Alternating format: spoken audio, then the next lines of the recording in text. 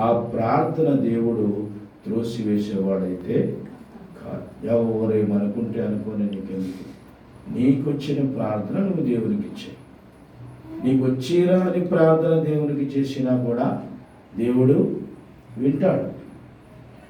దేవుడు ప్రార్థన తోసివేయడు. మనుషులైతే నువ్వు ఏదో నచ్చలేదని తోసివేస్తావు. కానీ యేసయ్యకి నువ్వు చేసిన ప్రార్థన ఆయన ఆలకించడానికి ఆయన సింహాసనం మీద నుంచి నీ దగ్గరికి దిగి వస్తాడు. నువ్వు చేసిన ప్రార్థన వినడానికి ఆయన ఎక్కడి నుంచి వస్తాడు? సింహాసనం మీద నుంచి, మహాకాశముల మీద నుంచి ఆయన దిగి నీ దగ్గరికి వస్తాడు. కనుక ప్రార్థన తోసివేసే దేవుడు. మనుషులు నిన్ను ఎంత తోసేస్తారో నువ్వంత దేవునికి దగ్గర అయిపోతావు. మనుషులు నిన్ను ఎంత దూరంగా ఉంచుతారో దేవునికి నువ్వు అంత దగ్గరగా అయిపోతావు.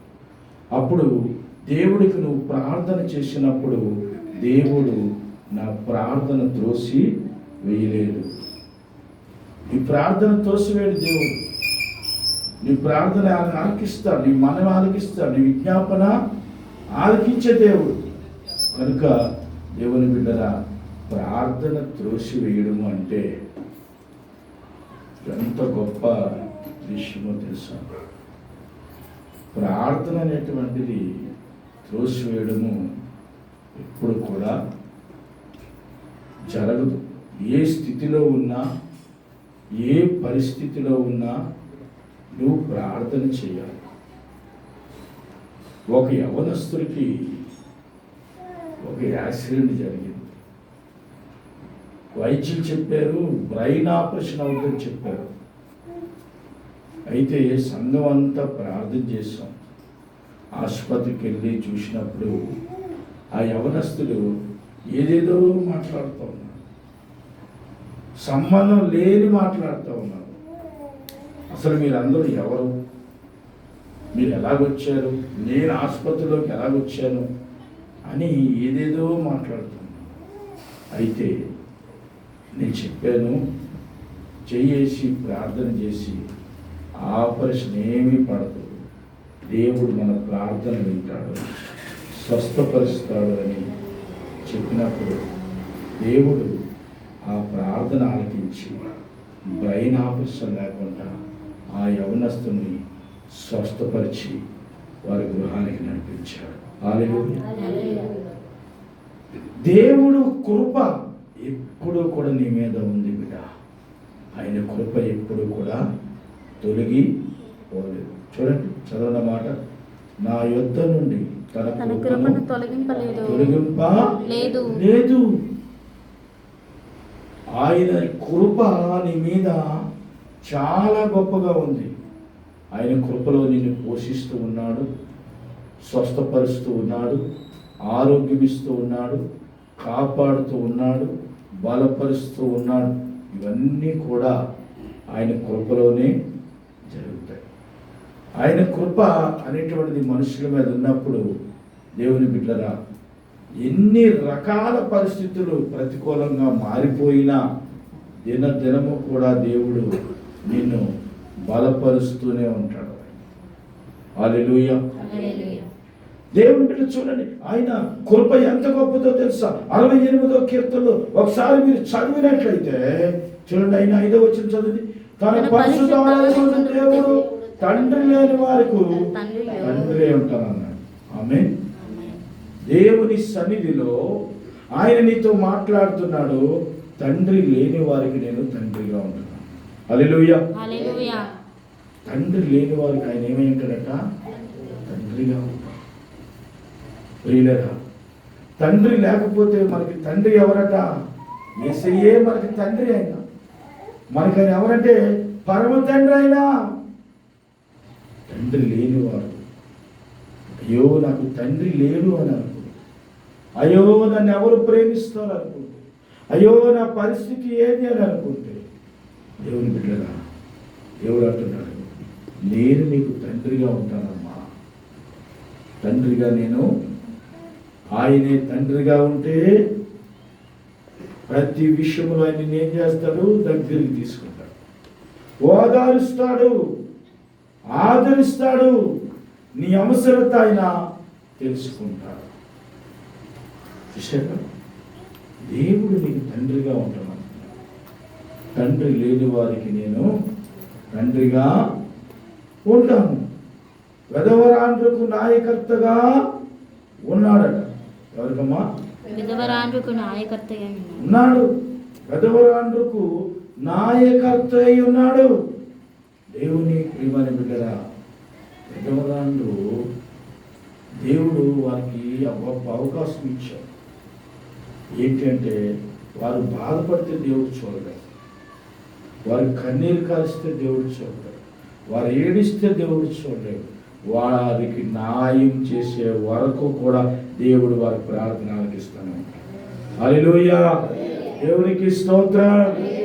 ప్రియులారా, అందుకే బైబిల్ చెప్తుంది ఏమనంటే, నేను విధవరాండ్రకు న్యాయం చేసేవాడు. ఎవరు అన్యాయం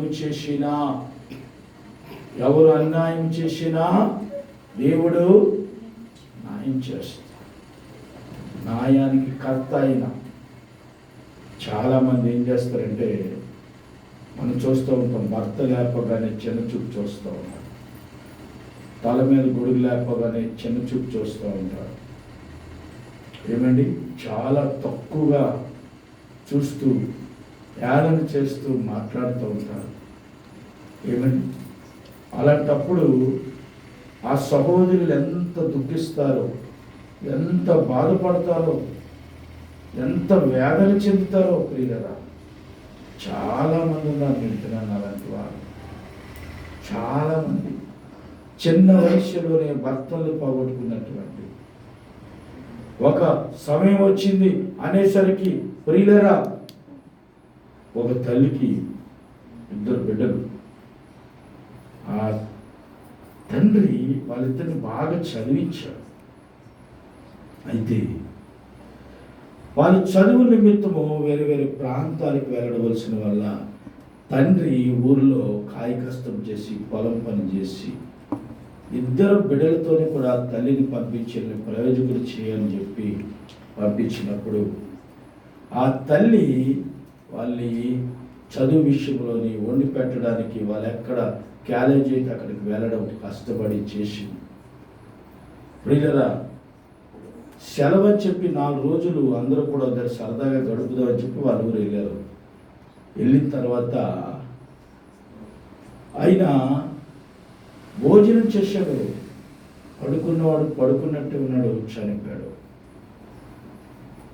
ఆ తల్లి బాధపడుతుంది ఏమని అంటే, పిల్లలు అందొచ్చారు, 2 కొడుకులు కూడా అందొచ్చారు, మంచి చదువులు,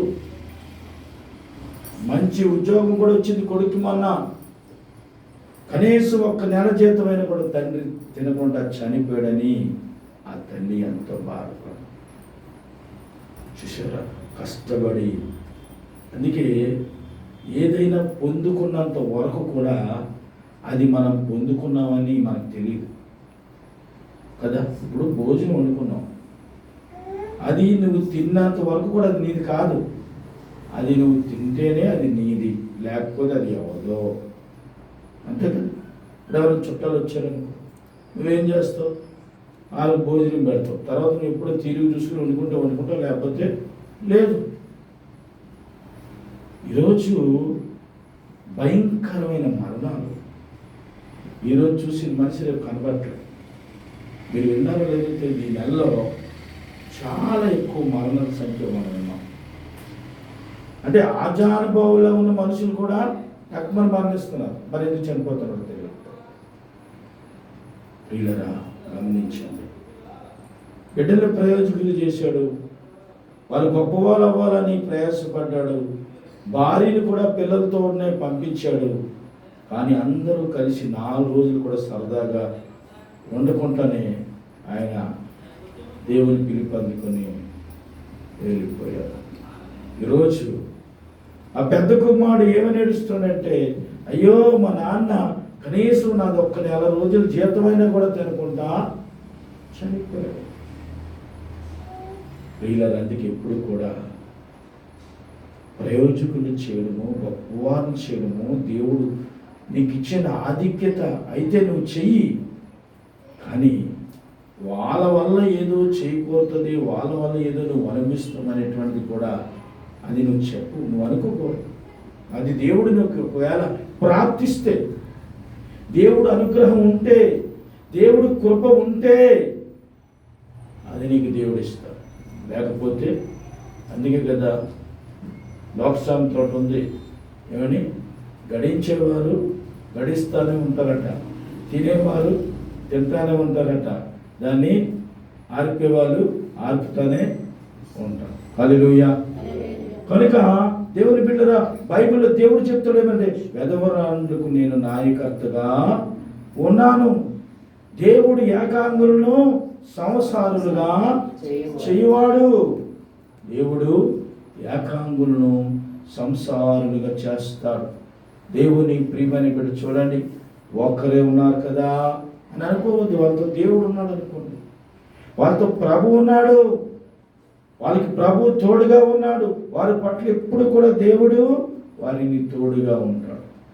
ఒక్కరే ఉంటే నిందలు, అవమానాలు ఎన్నెన్నో వస్తాయండి. కానీ దేవుడు ఏమంటున్నాడో తెలుసా, వాళ్ళని నేను సంసారులుగా చేస్తాను. ఆమేన్. హల్లెలూయా. ఎవరు ఎన్ని అనుకున్నా నీకు అనవసరం కదండి, ఎవరు ఎన్ని అనుకున్నా నీకు అనవసరం. ఎందుకంటే నువ్వు నమ్మిన దేవుడు గొప్పవాడు, నువ్వు నమ్మిన దేవుడు శక్తిమంతుడు ఆయన. కనుక దేవుని ప్రియమని బిడ్డరా, మనం ఎటువంటి వారమో దేవుడికి తెలుసండి. చూసే మనుషులకి ఏం తెలుసు? నాలుగు ఉంది కదా అని చెప్పి ఏది పడితే అది మాట్లాడుతూ ఉంటాడు. ఆ మాటలను బట్టి చాలా మంది చనిపోతున్నారు రోజు. ఏమండి, ఆ మాటలను బట్టి, ఆ వ్యత్యాసాన్ని బట్టే ప్రియులు చూడండి, ఎప్పుడైనా మాటలు బట్టి మరణానికి ఎప్పుడు కూడా వెళ్ళకూడదు. ఆ మాటలు పడుతున్నావు అంటే అది దేవుడు నీకు ఇంకా ఉన్నతమైన స్థితి ఇవ్వడానికి. పడ్డవాడు ఎప్పుడు చెడ్డవాడు కాదని లోక సామెత. పడుతున్నావు అంటే అది నీ మేలుకే, పడుతున్నావు అంటే అది నీకు దీవెనకరంకే, పడుతున్నావు అంటే దేవుని ప్రియమైన బిడ్డరా అది నీ చేతగాతని మనం అనుకోకూడదు. ఇంకా నువ్వు తగ్గించుకుంటున్నావు, అది నీ ఆశీర్వాదానికి అని చెప్పి కూడా అనుకోవాలి. అందుకంటున్నాడు ఏమనంటే, ఆయన బంధింపబడి వారిని విడిపించే వారిని వర్ధిల్లా చేయవాడు. బంధింపబడి ఉన్నటువంటి వారిని, ఎవరైతే బంధింపబడి ఉంటారో దేవుని బిడ్డరా వారిని దేవుడు ఏం చేస్తారంటే వారిని విడిపిస్తా. అయ్యా నేను బంధింపబడున్నాను, నేను బాధల్లో ఉన్నాను, నేను కష్టంలో ఉన్నాను అని నువ్వు అడుగు దేవుడు నిన్ను విడిపించడానికి వస్తాడు. అందుకే మనం వ్యక్తిగతంగా దేవునితో ఎక్కువ ఒక ప్రార్థన జీవితం కలిగి ఉండాలి వ్యక్తిగతంగా. అలాంటి ప్రార్థన జీవితం మనం కలిగి ఉన్నప్పుడు దేవుడిని నువ్వు ఏదైతే అడుగుతున్నావో దేవుడు అది నీకు సహాయము చేస్తాడు. బంధింపబడి ఉన్నావా, బాధపడుతున్నావా, గాయపరచబడి ఉన్నావా, లేకపోతే దేవుని ప్రియమైన బిడ్డల విడిపించలేని స్థితిలో ఉన్నావా? కానీ దేవుడు ఏమంటున్నాడో తెలుసా, ఆయన నిన్ను విడిపించి వర్ధిల్లు చేస్తానంటాడు. ఏమంటున్నాడు ఆయన? విడుదలిచ్చి వర్ధిల్లా పరుస్తాడు. హల్లెలూయా. చూడండి 78వ కీర్తన 13వ వచనం చదవండి. ఆయన సముద్రమును పాయలుగా చేసి వారిని అతనికి నడిపించడు. చూశారా, వారు బంధింపబడిన స్థితిలో ఉన్నప్పుడు ఇజ్రాయిల్ ప్రజల్ని దేవుడు ఏం చేశాడంటే సముద్రము 2 పాయలుగా చేసి ఆరిన నేల మీద నడిపించాడండి. ఆరిన నేల మీద ఒక ఇసుక రేణువు కూడా వారి పాదములకు అంటలేదండి. దేవుడు కార్యం చేస్తే అలాగే ఉంటుంది. ఆయన చేసినంత వరకు కూడా దేవుని బిడ్డరా మనము నిజంగా నిన్ను నిలబెట్టడంటే నువ్వు 10 మందికి దారి చూపిస్తావు, నువ్వు దేవుని బిడ్డవే. బిడ్డరా చూడండి, కొన్నిసార్లు కొన్ని మార్గాలు దొరకవు, కొన్ని దారులు దొరకవు. కానీ దారి దొరికితే కొంతమంది చేస్తారంటే 10 మందికి దారిగా మారుతారు. దేవుని పిల్లల్లో ఉన్నటువంటి ఆ ప్రేమ, చాలా గొప్పది. ఆయన పిల్లలందరినీ ఏం చేశారట? అద్దరికి నడిపించాడు. ఆయన నీటిని రాశిగా నిలిపాడు. ఏమన్నా బైబిల్లో? ఆయన నీటిని రాశిగా నిలిపాడు. ఇలా గోడలా నిలబెట్టాడు నీరుని అంతే. అటో గోడ ఇటో గోడ మధ్యలో నుంచి దారి చేశాడు. ఏమండి, సముద్రాన్ని 2 పాయలుగా చేసిన దేవుడికి నీ జీవితం కట్టడం పెద్ద కష్టమా? నిన్ను నిలబెట్టడం పెద్ద కష్టమా? నిన్ను ఆశీర్వదించడం పెద్ద కష్టమా? నిన్ను నడిపించడం పెద్ద కష్టమా? కానే కాదు. కానీ మనం మనుషులు దేవుడు దీవించాలంటే ఈ రాత్రికి రాత్రి ఆశీర్వదిస్తాం. అంత గొప్ప శక్తి యేసే కావాలి. కానీ చూస్తున్న వారికి అయోమయం అయిపోతుంది. చూస్తున్నటువంటి వారికి అయోమయం అయిపోద్ది. కనుక దేవుడు అందరి మధ్యలో కూడా మనల్ని పెట్టి తగిన సమయం ఆయన నిన్ను హెచ్చిస్తాడు. తగిన సమయం, ఆ సమయం వరకు కూడా నువ్వేచేయాలంటే వేచి చూడాలి. ఆ సమయం వరకు కూడా నువ్వు ఎలా ఉండాలంట? నిరీక్షణ కలిగి ఉండాలి, వేచి చూడాలి. కనుక దేవుని ప్రియమైన బిడ్డలారా, సార్ చూడండి 73:25 చదవండి. 73 కీర్తన 25 వచనం. ఆకాశమందు నీవు తప్ప నాకెవరున్నారయ్యా? ఏది కూడా నాకు అవసరం లేదు. ఇంకా దేవుడే నీకుండగా, ప్రభువే ఉంటుండగా ఏది నాకు అవసరం లేదని అనుకున్నప్పుడే అన్నీ నీ దగ్గరికి వస్తాయి. ఏది కూడా నాకు అవసరము. ఆకాశమందు నీవున్నావయ్యా, నీవు నాకు దేవుడిగా ఉన్నావు కనుక ఆకాశమందు నీవు తప్ప నాకు ఎవరున్నారు? ఆకాశము ఆయన సింహాసనము, భూమి ఆయన పాదపీఠం. కనుక ఆకాశమందు నీవు తప్ప నాకు ఎవరున్నారు? నిజమే కదండి. ఆకాశమందు దేవుడు తప్ప ఎవరున్నారు? మనకి ఎవరున్నారండి? ఎంతమంది ఉన్నా మన అవసరం తీర్చలేని వారే. సత్యం చెప్పండి, నాకు ఆశ చూడండి. ఎంతమంది ఉండొచ్చు, నీ అవసరం ఎవరు తీర్చరు. అవసరం ఒకవేళ ఉందంటే అది పారిపోతాడు, దగ్గర రాదు. కానీ దేవుడు ఆకాశం అన్నాడు. నీ అవసరము తీర్చేవాడు. నీ ఇక్కట్లో నుంచి, నీ ఇరుకుల్లో నుంచి ఆయన నిన్ను విడిపించేవాడు.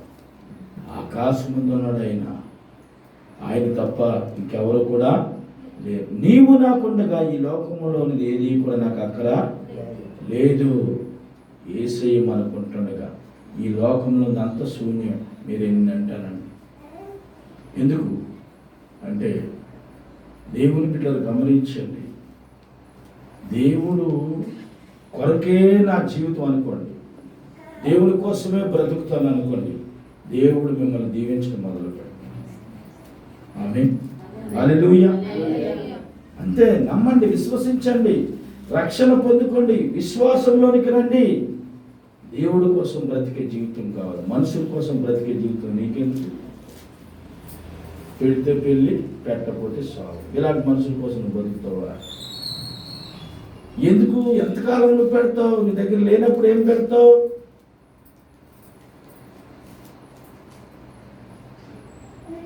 ఏసీ అదే నోట్. ఏసీ ఏం చేస్తుంది సార్? నువ్వు బాగోవడమే ఏసీ కావాలి. నువ్వు ఆరోగ్యంగా ఉండడమే దేవుడికి కావాలా? కనుక ఆయన్ని నీ జీవితంలో అంగీకరించు, ఆయన్ని మనసులో అంగీకరించు. ఆయన్ని దేవుడు ప్రభువు నాకుంటే ఈ లోకంలో ఏది కూడా నాకు అవసరమో లేదు. నా పిల్లలు దీవించబడితే చాలు, నా బిడ్డలు దీవించబడితే చాలు, యేసే నాకుంటే చాలు. ఒక అవ్వమ్మకి 90 సంవత్సరాలు వచ్చాయి.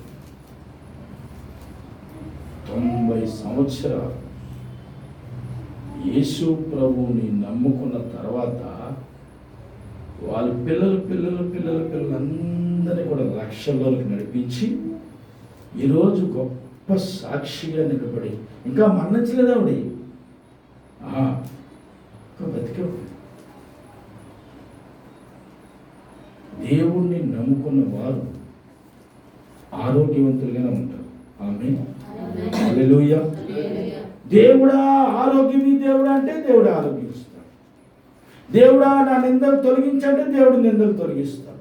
దేవుడా నేను అపనిందలు వేసిపడుతున్నాను, నా పరిస్థితులు బాగోలేదు, దేవుడా యేసయ్యా కనికరించంటే ఆయన నిన్ను కనికరిస్తాడు. ఏమండి, ఇలాంటి గొప్ప దేవుణ్ణి తెలుసుకోవడం నీకు ధన్యత. ఇలాంటి దేవుణ్ణి తెలుసుకోవడం నీ జీవితంలో గొప్పదని. కనుక ఆయన నాకుండగా, ఏమండి, చాలామంది అంటారు నా కొడుకున్నాడు నాకేం బాధలేదంటారు, నా కూతురు ఉంది నాకేం బాధలేదు. కానీ నేనంటాను యేసయ్యని చేర్చుకో, నిజ దేవుణ్ణి తెలుసుకో, ప్రభువుని తెలుసుకో. ప్రభువుని తెలుసుకుంటేనే నిమ్మనుడు బాగుంటుంది. ఎంతమంది ఉన్నాయి ఎందుకు సుఖం ఇలా లాగిసుకెళ్ళిపో, పీక్కెళ్ళిపో, ఎంతమంది ఉంటే నీకు అదే సుఖమైన జీవితం అనుకుంటున్నావు. మంచిదే, ఒకరోజు రాబోతుంది. ఆ రోజు ఏంటి నీ పరిస్థితి? ఆ రోజు ఎవరుంటారు నీ తోడు? ఎవరు వస్తారు నీ దగ్గరికి? లీగరా. కనుక నడిపించే విధానం అన్నా కావాలి, దేవునికి చోటిచ్చే విధానం అన్నా కావాలి, దేవుడిని హృదయంలో ఆహ్వానించేటువంటి మనసు అన్నా నీకు కావాలి.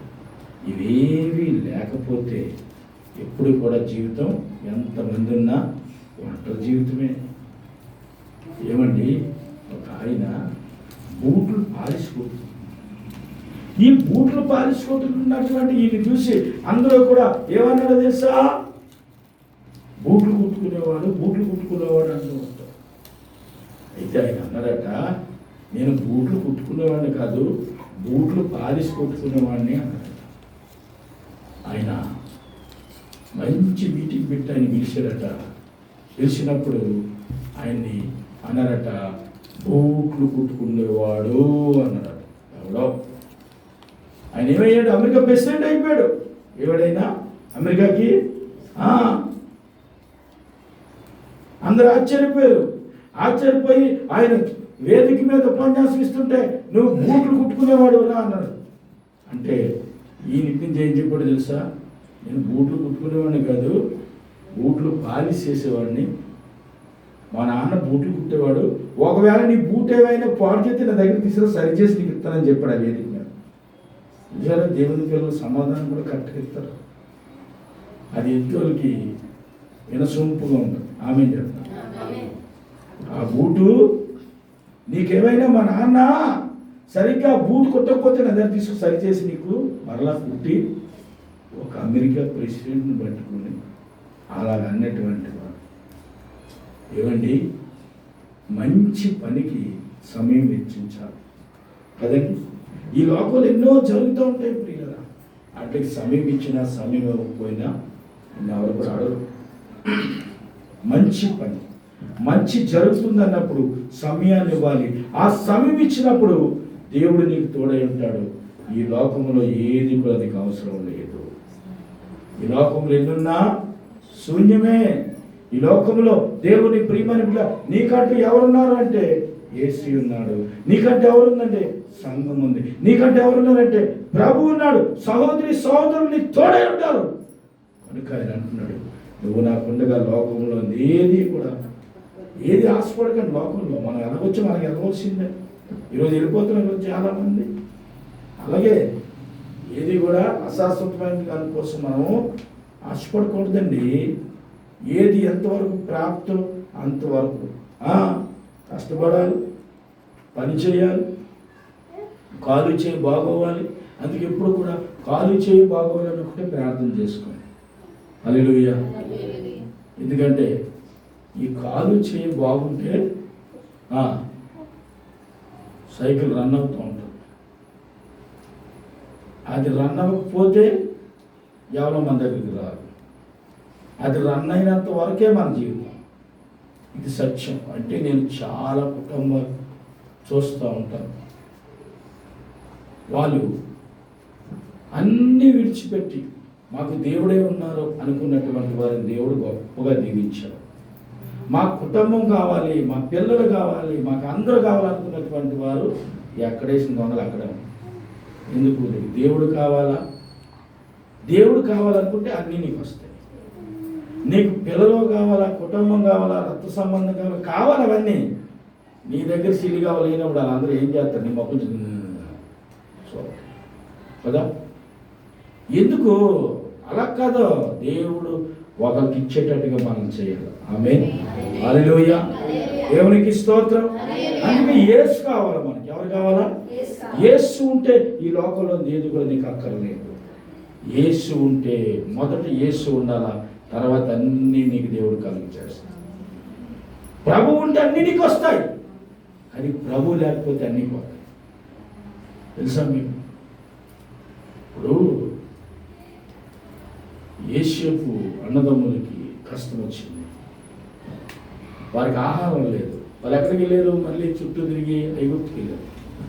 ఎందుకు? ఆహారం లేదు. అక్కడ బోల్డ్ ఆహారం ఉంది. అక్కడికి వెళ్ళిన తర్వాత యోసేపుకు తెలిసి వీళ్ళందరూ నా అన్నదమ్ములని, కానీ వీళ్ళని అన్నదమ్ములు తెలియదు యోసేపు. అక్కడ ఉన్న రాజావులు యోసేపు అని తెలియదు వీళ్ళకి. వీళ్ళు చిన్నప్పుడు అమ్మేశారు కదా, గోతులో తోసారు కదా, సొక్క సింపేశారు కదా, రాయికి రక్తం అట్లా అందించారు కదా. వాళ్ళు ఏం చెప్పారు? తండ్రికి అదే చెప్పారు, అదే చెప్తే నమ్మేశాడు. కానీ అక్కడికి వెళ్ళారు.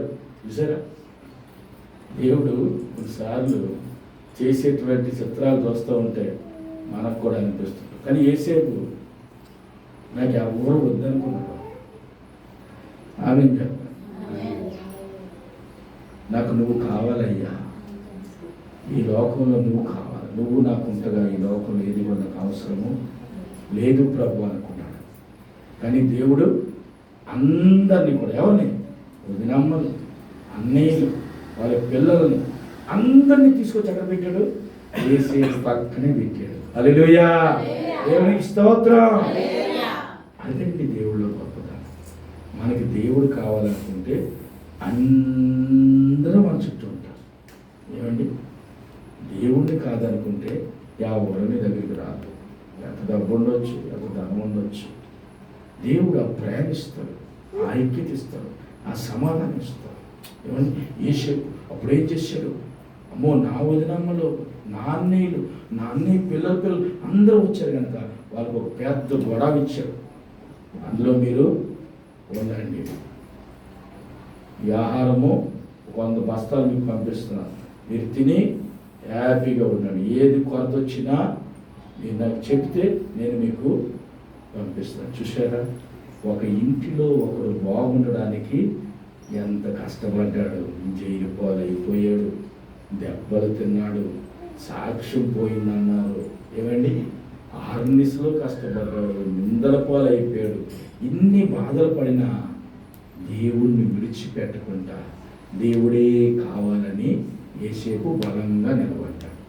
అలా నిలబడ్డాడు గనకే అనేక మందికి పెట్టేవాడిగా దేవుడు యోసేపును దీవించాడు. హల్లెలూయా, దేవునికి స్తోత్రం.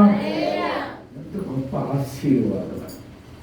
ఎవ్వరు లేరు కదా తన జీవితంలో, కానీ కష్టాలు, ఇబ్బందులు ఎన్నో ఎదుర్కొన్నాడు. కానీ నిలబడాలి. భక్తి జీవితం వస్తాయి, శ్రమలు మనుషులు రాకపోతే ఎవరికి వస్తుంది?